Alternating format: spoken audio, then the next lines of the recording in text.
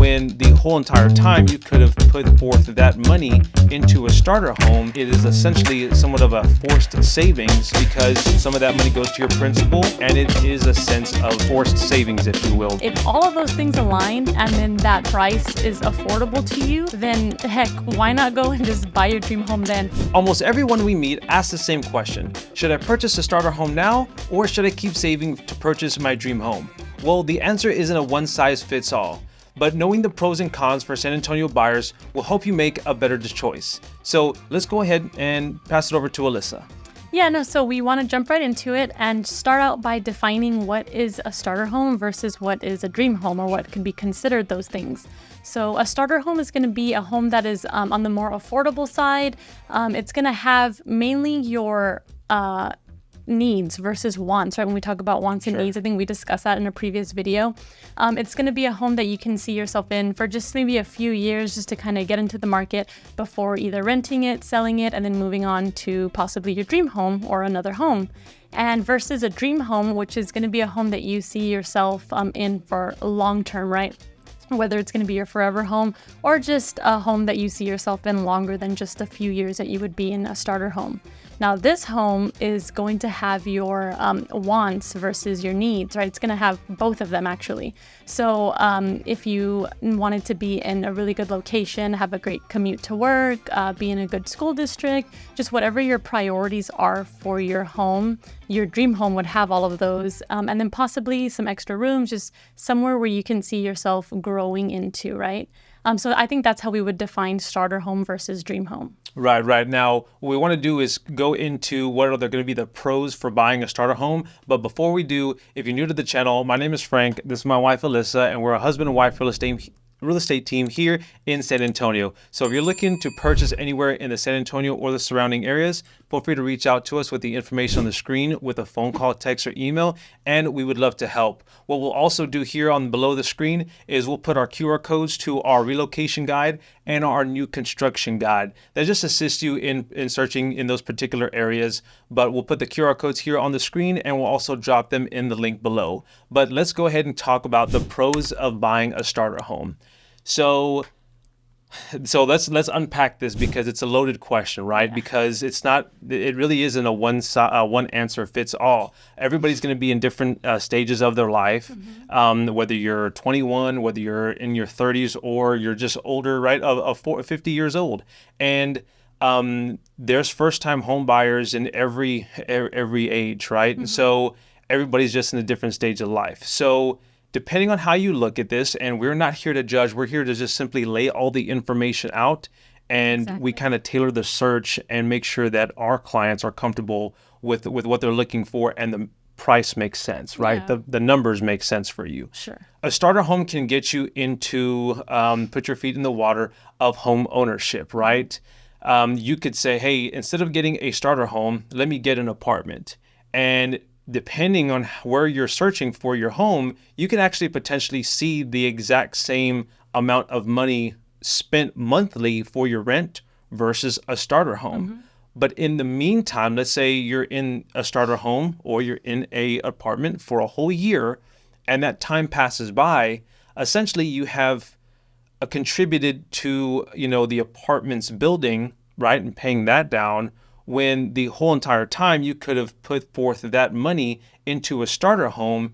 And it is essentially somewhat of a forced savings, because some of that money goes to your principal. Of course, there's taxes and insurance and stuff, but some of that money goes towards your principal, and it is a sense of forced savings, if you will, right? So the pros are going to be equity, because that money that is being brought down by your monthly mortgage for your overall price of your home can be, put into equity, if you will, and just getting the home buyer experience. It's better to get it sooner than later, because if you wait, for several years to purchase your dream home, and you purchase your dream home having never lived in a home, you may think, oh, I didn't realize that maybe I don't want the restroom to be a Jack and Jill in the guest bedrooms, or maybe I want a guest bedroom way closer to the front than I do further in the back of the house. So there's just so many angles to really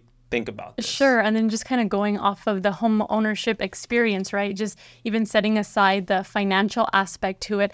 Just some people will opt to get a starter home just to get their feet wet for home ownership experience. Because as we all know, as homeowners, it is a lot, right? Like maintenance, yeah, just, things are going to pop up in a home, right? And so if you are not ready, whether it be like just financially or just, in the like headspace to take care of like a larger home or deal with a lot of maintenance, then that's why some people do opt for like a smaller starter home just to kind of get their feet wet and see what all it entails to own a home. Right, right. And I will say that Alyssa and I have owned our home for about 10 to 12 years, somewhere in that range. Now, we haven't been real estate agents for 12 years, but maybe a couple of years shortly thereafter. But initially, we didn't really know the market. We didn't really know and pay attention to the economy around us. We just dove headfirst because at the time we were financially in a position to say, hey, you know what? We do want to purchase a home. Let's go ahead and do that. But I know with social media and just the news, it could be a lot of fear mongering, right? And so what I want to say, why I'm bringing that up is because maybe it's never a good time, right? It's never a good time because you're just weighing so many factors, and at some points, considering your life situation, if you're financially stable and you think that you're in a position to purchase a home and afford the monthly mortgage payments, then I would say, okay, then go ahead and look for a home and see if there's something that interests you and it makes sense financially. But there is a lot of information out there, the economy, the interest rates, and you have to weigh that stuff out. So that's why I say that only if you're financially capable of making the payments responsibly, then of course I would say, why not look? And if you see something that you like, then you can go ahead and purchase that, right? Yeah, and you make a great point just with the market, right, and seeing what you can afford. You don't necessarily have to start out with a starter home. It's not, there's no, true. there's no, how do I want to say it, like correct order in how you have to like purchase your homes or home, right? Some people do start off with a starter home and then they work their way up to their dream home. But if you find a really good deal and this home is your dream home, it's in the right location, it has just the same right amount of bedrooms and bathrooms you want, it's in the good school district you want. If all of those things align and then that price is affordable to you, then heck, why not go and just buy your dream home then? Yeah. So like Frank mentioned earlier, there's not a one size fits all answer for this question. It's really going to depend on what season of life you're in and what is important to you, right? And what you want to do. Right, right. So let's go ahead and move on to the pros of buying or waiting for a dream home, essentially, right? So we don't want to contradict ourselves from the pros of buying a starter home, but let's talk about the dream home, right? So a pro of purchasing your dream home is, let's talk about numbers, right? So technically, when you purchase a home, you're having to pay for the down payment. You're having to pay for closing costs. Maybe you want to fix up your home in a way that, suits you, right? Some styles and some vibes. Get new furniture, Exactly. or appliances. Yeah. Right. And if you have, let's say, this is just for example, right? So let's say you have, like Alyssa's saying, furniture. Let's say you have a 2,000 square foot home and you're buying furniture that suits a 2,000 square foot home. But let's say your dream home is like 3,500 square feet or 4,000. Maybe you want to buy bigger, right? A bigger sofa or a bigger TV to accommodate like the larger ratio. spaces. Yeah, the larger spaces. If you wait for your dream home, you will essentially be buying once while saving all the money that you would have having put it into a starter home, right? Does that make sense? Sure, yeah. And then just on top of that, just less moving, right? Yeah, Like less that's moving. So if you're not really one to move often, or I don't know if anybody even enjoys moving, but if, that's a bother to you to move a lot or just to even move once, right? Then you might want to just focus in on saving up and buying your dream home. Sure. Now this is, you really have to plan this out because, like Alyssa said, we made a video recently that talked about purchasing a home, comparison from your wants to your needs. But let's say you're a husband and wife, don't have kids at the moment. Well, if your dream home and your dream life is to have 3 kids and you want to live in this particular area where the school district is known to grow and the environment surrounding it is going to grow in a positive manner, then maybe you may have to purchase a home with, or don't have to, but maybe you might consider purchasing a home with more bedrooms to accommodate a family that you hope to have one day. Yeah, to grow into. Yeah, to grow into, right? So when you're talking about a dream home, you want to purchase a home that you can grow into versus having to, grow out of it soon, aka a starter home, and then have this process start all over again, because all the meanwhile, however many years you're into the home, you would have already put forth the money into the mortgage payments to bring the principal down of your overall loan, aka of course savings. Sure.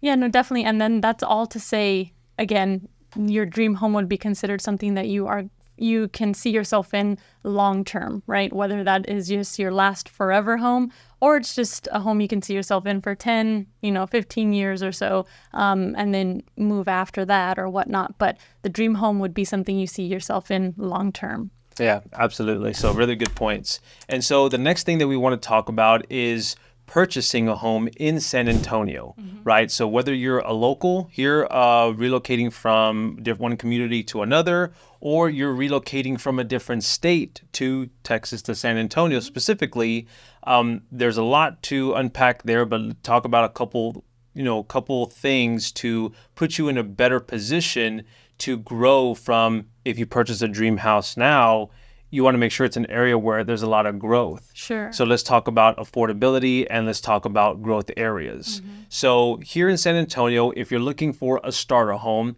and let's say we're talking about new construction, and yes, on this channel, we do talk about a lot of new construction because a lot of our clients that have relocated, and also as well as local buyers, tend to go the route of new construction just because of the incentives. Sure. Because of the incentives and because of what the seller can do for you on a new construction standpoint is where we see a lot of our clients go to.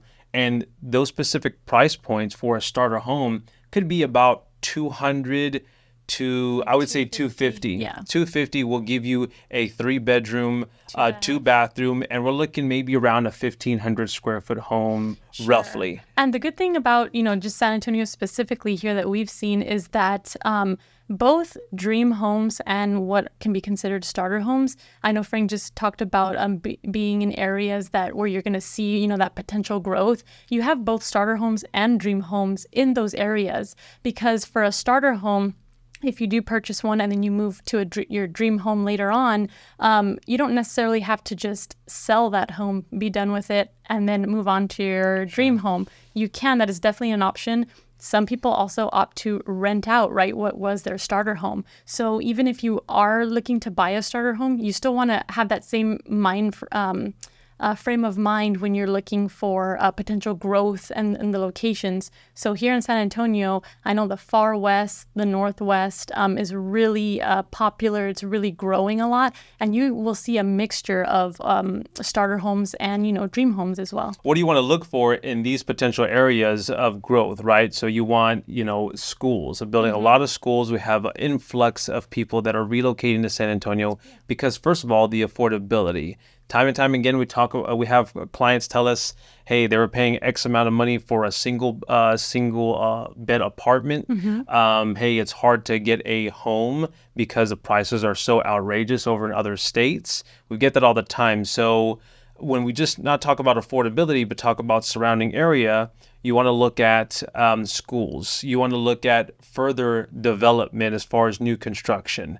On the far west side of San Antonio, near Highway 211, we've talked about that before, and especially in our map tour, we've talked about how that could potentially be the third loop of San Antonio. Now, that's just talk right now. There's nothing set in stone for that. But I would say with the way it's growing, it doesn't. I wouldn't put it past Not out of the realm. Yeah. Exactly. So all along Highway 211, there is new community after new community.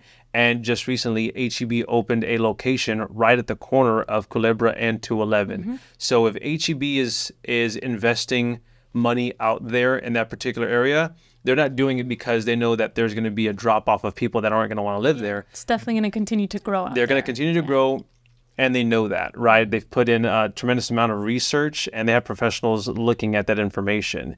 And so you want to look at grocery stores. You want to look at shopping centers that are to come. Castroville is another one that was a small town that is now growing quickly, and they have a whole shopping center that didn't they that's they don't I don't think they have a shopping center. They would have to come into San Antonio to shop as far as the major retail stores and a shopping center style. And so they're building one not too far away from them. And then you have the north side as well, which is just growing in its own way. We can talk about that further later, but you want to look at the growth surrounding it.